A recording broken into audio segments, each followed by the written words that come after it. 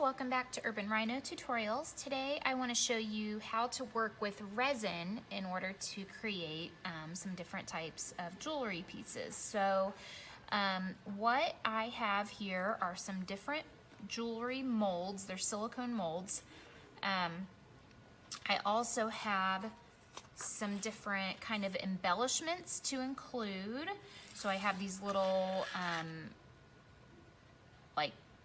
they call them like pointed back crystals here, and then I have some dried flowers, little baby flowers here, and you can buy these or you could just find, get your own flowers and dry them out. Just press them between some paper towels and a book and that will dry them out sufficiently. So I also have some pigment to color the resin. I have a whole bunch of different colors, but for this example, I'm just going to show you some green here. And I also have gold leaf.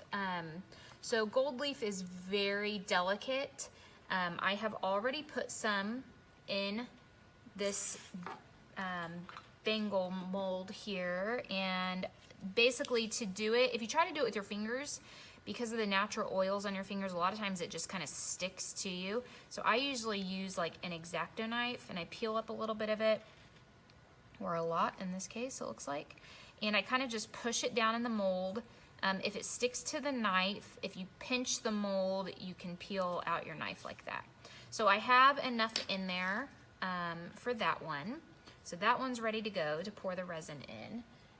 And then I also have some of my crystals in a mold here, and some of the little flowers, the dried flowers in this one. And then I'm gonna do one of them just clear with nothing in it, and another one with the green. So you can kind of see, once these set up and dry, you'll be able to see a difference in all of them. So let me set these to the side for a second. So the resin I'm using is this ice resin. I bought it at Hobby Lobby. I'll include a link to it online as well. And generally, we don't use this resin. I buy my resin in bulk, but this still is gonna go, it comes with these two 4-ounce bottles, so it's 8 ounces total. That's gonna go a long way. You can see how tiny these little resin pieces are, but we do resin art, like poured resin on a big canvas, and we add other things to it and stuff, so we need a lot of resin. So that's why I usually buy it in bulk. But for this tutorial, I wanted to show you this because I feel like this is more consumer friendly. It's cheaper to buy for someone just wanting to do this kind of as a hobby or for themselves. So so what I'm going to do is I'm going to put in equal parts. So one is the resin and one is the hardener, or like the catalyst. It makes it react and makes it do what it's supposed to. So I'm going to pour in 2 parts of it, and I want to make sure that I get these right. So this is my actual resin, and I'm going to, I already peeled off the tops. These are sealed. So these cups that are included have little measuring parts on them. I'm gonna do 1 ounce of the part A, which is the resin, and 1 ounce of the hardener or the catalyst. And you wanna make sure that you get it as accurate as possible. So I'm going to pour this in.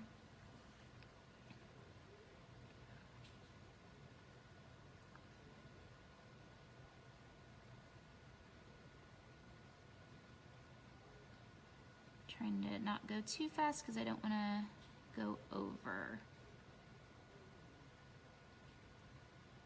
Okay, so that is right at 1 ounce.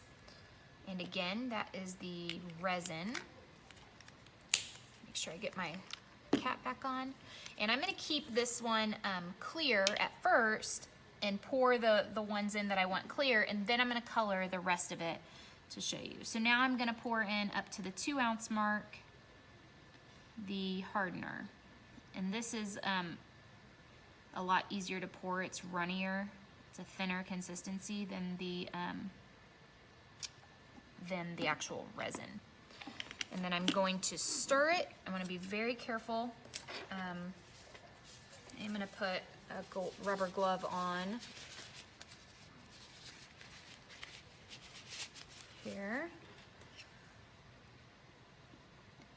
And I'm stirring from the bottom and just kind of in a circular motion. And you will be able to see as you're stirring it, the two mix together because the catalyst, I keep calling it the catalyst, the hardener is darker, more yellow. And this, even though it looks kind of yellowy, it'll dry clear. I always hate that with some of the like polyurethanes are like that. They claim that they're gonna be clear, but they always leave a yellow tint, and I don't like that. So make sure, in the next couple weeks, I'm gonna post a tutorial for how we do the resin art, and it's one of my favorite projects. We take the resin, and like I said, we have it in bulk, so they have big tubs of it basically that the kids are using, and they pour it, they make different colors of it, and pour it onto a canvas panel, and then they add different things to it. They add gold leaf, they add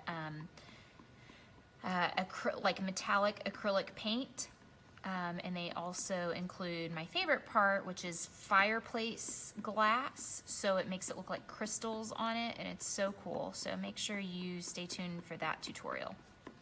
So I usually mix this for a minute or two just to make sure it is completely mixed. The more you mix it, the more air bubbles you're going to create. And when you pour this in, if you see any air bubbles, if you take, we have heat guns here in class, but if you take just like a hair dryer over it, you'll be able to get out those air bubbles. You can also, if the bubbles are rising to the surface, you can take a needle and pop those. So I am going to pour these into my molds here. And I'm actually, there's a little something on that. Actually, before I do that, I'm gonna get a piece of wax paper and put it under here. So now I've got some wax paper down. Sometimes, like I said, this can get a little messy. So, stir it again real quick. I'm gonna take out my stir stick. And I'm going to pour slowly, because you don't want to overfill it, right on top of the items that I've placed in these molds.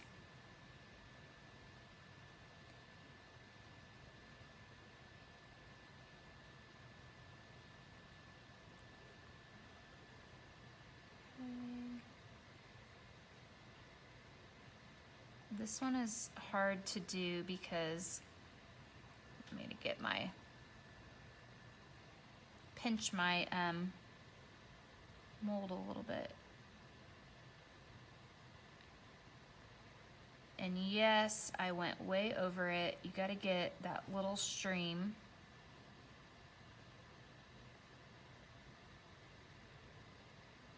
But it's not a big deal. Once that sets up, I'll be able to just trim the resin off. So this is, you know, a real life accident here, all the little messes. So look, I can see it settling in there. I'm gonna let that part dry. And then what I'm gonna do now, and to backtrack, when you buy these, they come with little, let me show you here. Little tops that you can put on your bottle, so when you squirt it out, you don't have this mess like this. The only reason I'm not using it is because I don't want to waste a bunch of my resin that we'll use in class. So now I'm going to show you, and let me pour one more that's just clear. Let me turn this. So this is going to not have anything in it, it's just going to be clear. Okay, and now I'm going to color this. So I'm taking my pigment and I'm going to put just a couple drops. here, maybe. Oh, helps if you cut the tip off. I'm like, what's happening?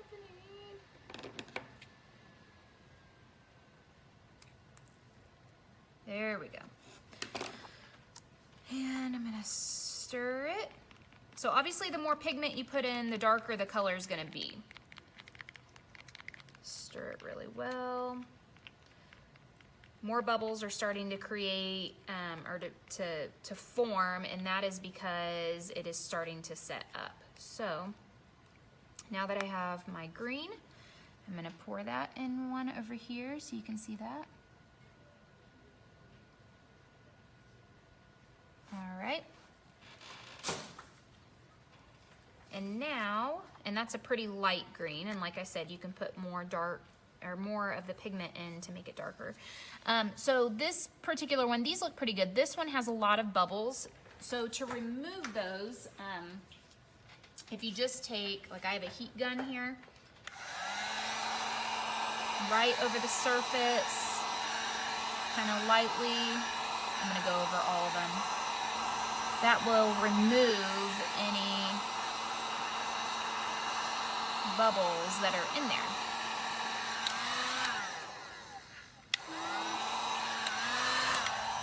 All right, I think we got them all.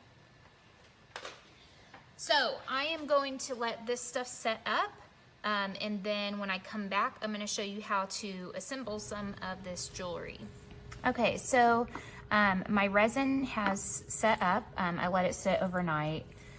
Sometimes it will actually dry quicker than that, but I just, to be safe, and usually the way my classes work, the kids will pour the resin and then I just have them let it sit until the next day. So I'm going to show you, these just pop out really easily, especially since it's a silicone mold.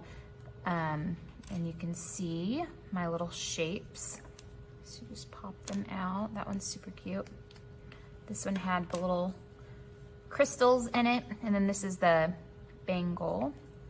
And this is the one that, remember, we put the gold leaf in first, and I also got a little crazy when I was pouring it, but you can see some of the extra pieces that were spilled over the side just kind of coming off here, which is nice.